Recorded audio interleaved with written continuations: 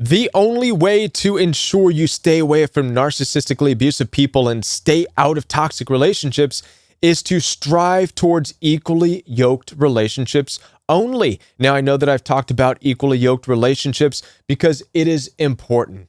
If you strive for equally yoked partnerships and relationships, you'll avoid toxicity. We're going to dive deeper into that into this message. My name is Kevin. This is The Royal We. Now, before we get deeper into becoming equally yoked and striving to find your equally yoked partners and friends, I want to let you know that I'm here to support you. Down in the description box below this video, you'll find access for one-on-one appointments with me. I do take telephone calls as well as video calls. Simply click on that link that says schedule your one-on-one appointment.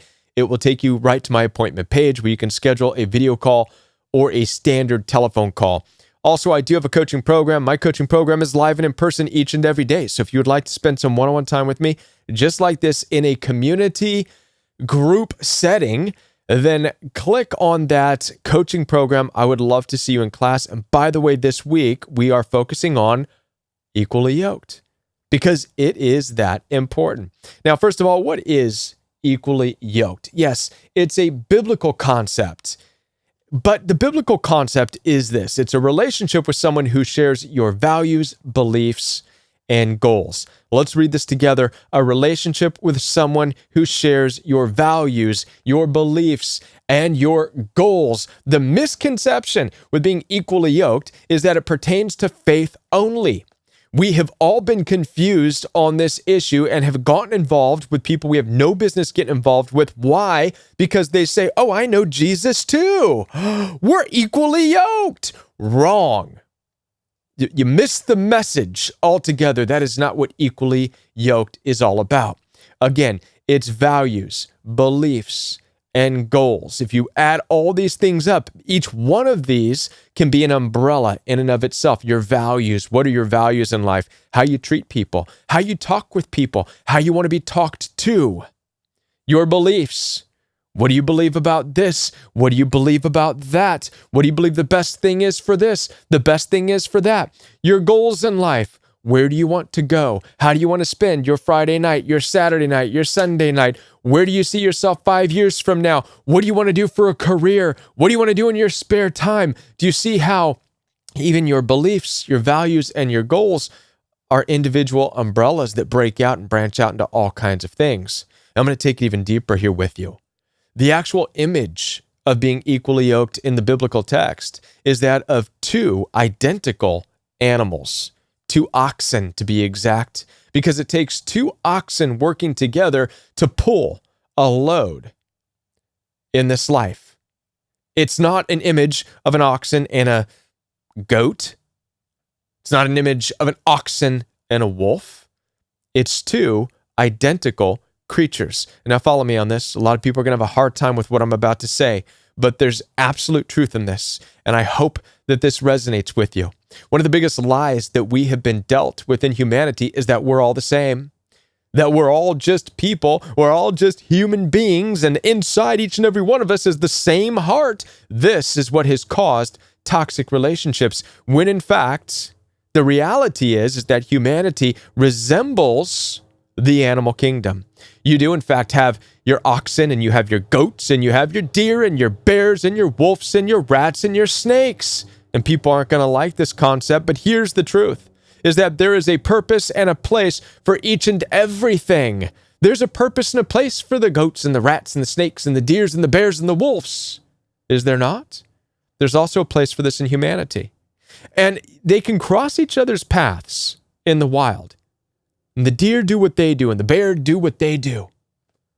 But when it comes to their affection, their intimacy, and their bonding, they know something that humanity has lost.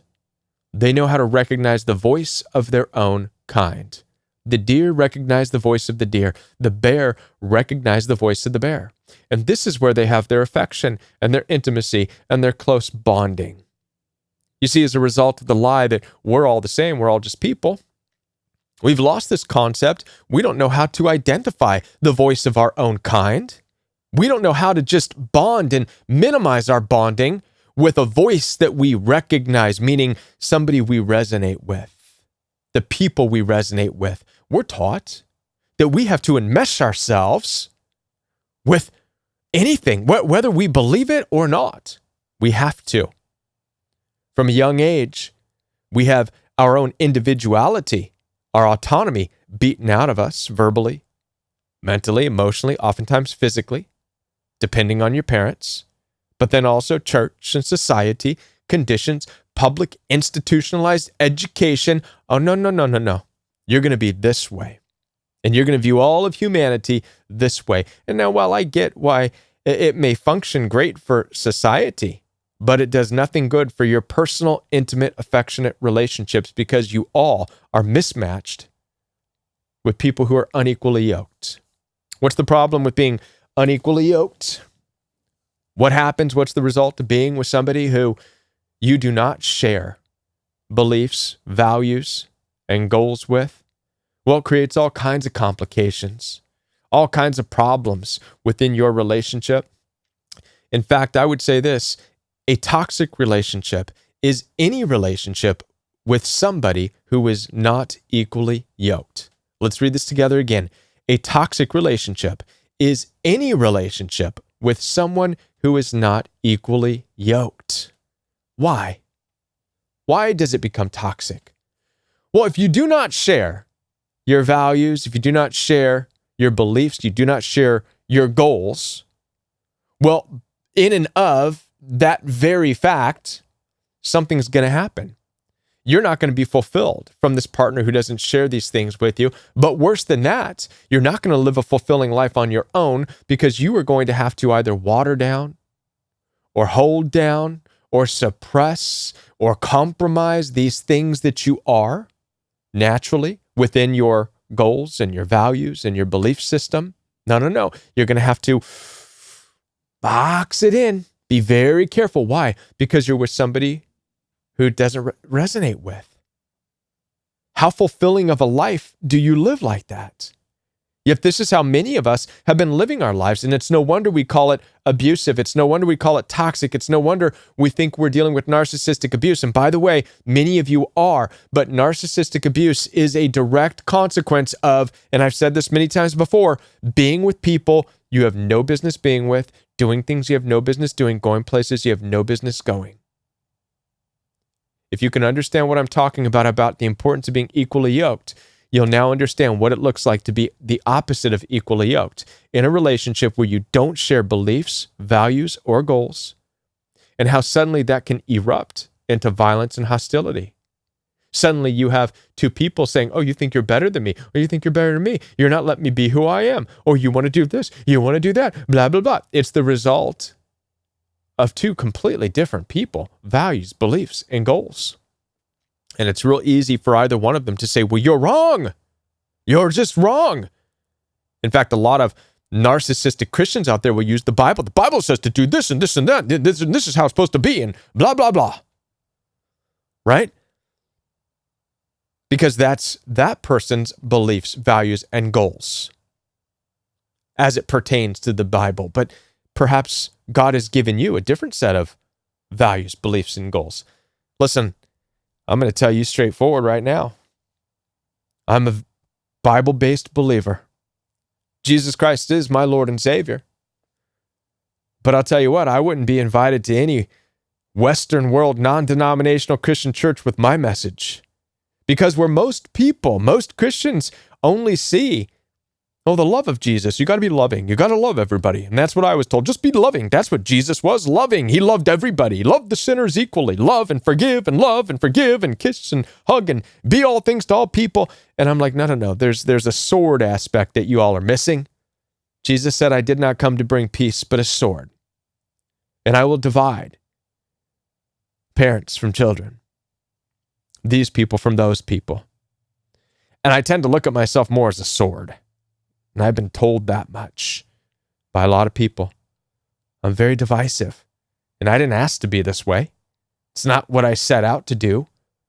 It's the nature of talking about abuse in this world, and toxic relationships. Because the only way to end toxic relationships, the only way to end narcissistic abuse is to be a sword and to help people to stop getting involved in relationships they don't belong in. It takes a sword. I'm willing to be that sword. All right? And in order for me to be able to find like-minded individuals or relationships that aren't toxic for me, it has to be with people who recognize that voice. All right? Does this make sense? The key to being able to find your equally yoked partner or relationship in this life, because many of you are asking, I don't know how to find an equally yoked partner. The key is self-acceptance. You have to reach a place of self-acceptance. It's the key to finding healthy, equally yoked relationships. Why is this? Because only from self-acceptance will you ever be able to identify who and what you are. Are you a deer? Are you a bear in this life? Are you a wolf? Now, this is difficult because you have to break down walls of shame and guilt. Where's the shame and guilt come from? Many of you are afraid. Listen, as a coach, I have the opportunity to speak with beautiful people all over the world, men and women, and I hear intimate things from all different aspects, and I learn a lot about people, and I can tell you this, that most people I talk to have lived a life where the most beautiful parts of them and how they express themselves and their love in life and what they want to share in a relationship, most of them live lives where it's squashed, it's suppressed, and they've never learned to articulate and vocalize it in order to even find it in a partner. Why? Guilt and shame. Oh, I've always been told I shouldn't be like that. I can't talk about that. I'm ashamed. Right? We are a world and a society of people who've been conditioned to be ashamed and to feel guilty about who you are naturally. Oh, what would the Bible say? What would Jesus do? Blah, blah, blah. Listen, I'm going to tell you right now, God made you and gifted you specifically and uniquely so that not only you can live a fulfilled life yourself, but you can also meet the needs and fulfill somebody else alongside of you who needs what you have to offer. And the two of you in an equally yoked relationship would be unstoppable. You'd be two oxen who know each other, understand each other, and providing what each other needs because you're the same creature, the same animal, moving in the same direction, understanding each other's needs, hearing each other's voice. And if you don't want it to be an intimate, affectionate relationship, the same applies to friendships. Herds of buffalo stay together. Packs of wolves hunt together. Do you understand what I'm saying? The importance of being equally yoked in this life. But it comes from self-acceptance. It's time to break down those walls of guilt and shame. It's time to take an honest inventory of who you are from head to toe. Your values, your beliefs, and your goals. What are your values? What are your values in this life? How to treat people? What are your values towards physical, intimacy, affection, sexuality? What do you value? What energizes you? What do you need to wake up in the morning and have the best day ever? What do you need to go to sleep and have a good night's sleep? You have to take all of this into account. Your beliefs. What do you believe? Do you believe in God? Do you have faith? Do you believe in whatever? And your goals. Where do you want to be? Do you want to be married? Do you want to be single? Do you want a family? Do you want a farm? Do you want to travel? All of this is important. Break down the walls of guilt and shame of the parents and the teachers and society or whoever, your church, who told you got to be this way or that way because there's only one way. No, there's not. That's the lie. There's not. Your gifting is unique. So what is it? What are your gifts? It's time to take an honest and open inventory of these gifts and start to accept it. No guilt and no shame. Accept it. And then from this place, only from self-acceptance, can you then learn how to judge. Because you have to judge. You have to become a judge of people. When it comes to your personal, intimate, affectionate, bonding relationships, you are the judge and the jury of who gets access into your life. You have to look at it as who's going to continue to help maintain you and what you have to offer the world.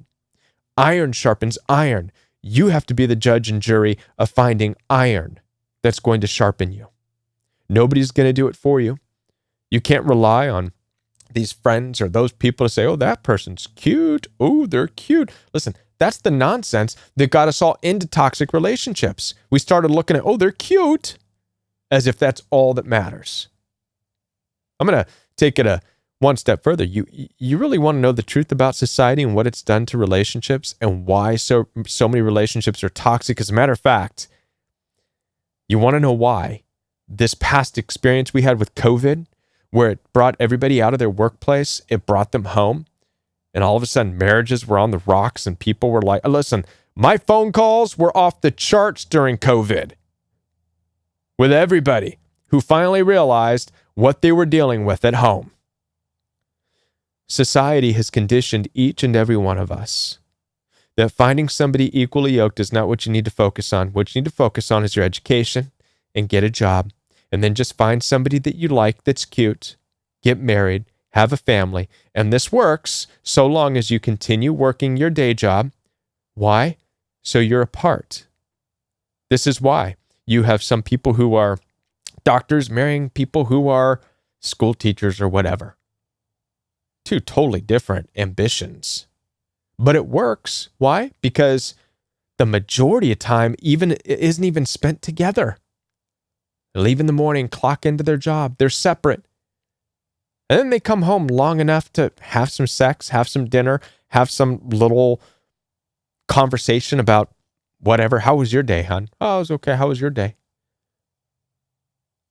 Now, under those circumstances, I guess it works. But the moment something happens where the two actually have to come together and be equally yoked, most people find it very difficult because they realize, oh my goodness, I have nothing in common with this person other than, well, we're both driven, but we're driven in our own different ways. So we have a lot to break down here, a lot of walls to break down. Society, Western world has really done a number on us. Christianity has really done a number on us. We've been taught one thing and one way about looking at life and never really learning to identify who you are or the people or the person you need in your life to be the best version of you, because that's what relationships are all about. Equally yoked. Listen, as I said before, I am here to support you. I know many of you have questions right about now, and I'm here to help coach you with these questions. So down below in the description box, you will find access for one-on-one appointments. So head on down there, schedule that time with me. Telephone calls and video calls are available. Also, the Royal Week Coaching Program is available for you as well. If you would like this type of one-on-one interaction in a group setting, consider joining the Royal Week Coaching Program, and I will be back with more videos for you. Oh, I almost forgot. In order to cultivate self-acceptance, it is important to practice self-care and self-compassion. How could I forget this? Now, this is important because a lot of people are like, how do I even cultivate self-acceptance? How do I begin to accept myself without guilt and without shame? Well, all you have to do is practice self-care and self-compassion. You know that stuff that you do for other people as a people pleaser, because I know many of you are people pleasers. How many of you are people pleasers? Well, that stuff that you do for other people, do it for yourself. That's cultivating self-acceptance. So when you drop everything to do something for somebody else, stop doing that. Instead, drop everything and do something you want for yourself. Kevin, that's so selfish. It's cultivating self-acceptance. It's learning how to meet your own needs, first and foremost.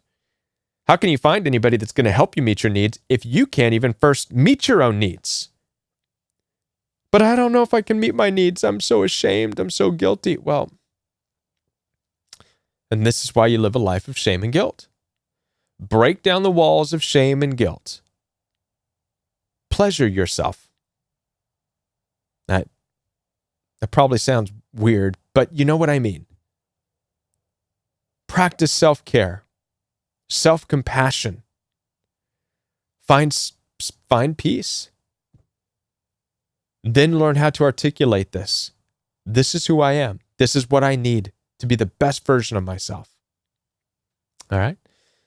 Be intentional in your life, purpose-driven, and become clear about your values and beliefs. If you want to avoid toxic relationships, you have to be very intentional in your life. As you meet people, potential partners, you have to be very intentional and purpose-driven. This is who I am. This is what I do. Are you that as well? And you have to judge them and judge people harshly. I'll be back with more videos for you right here on The Royal We. If you do need help, like I said, schedule some time with me down below in the description box. You'll find access for one-on-one appointments. Video calls, telephone calls are available, so head on down there right now. You'll also find access to the class. Before I'm back with another new video, I encourage you to watch one of these videos. YouTube has selected one. I've selected the other for you. Either way, you can't go wrong. If you found this helpful, hit the like and subscribe, and I'll be back.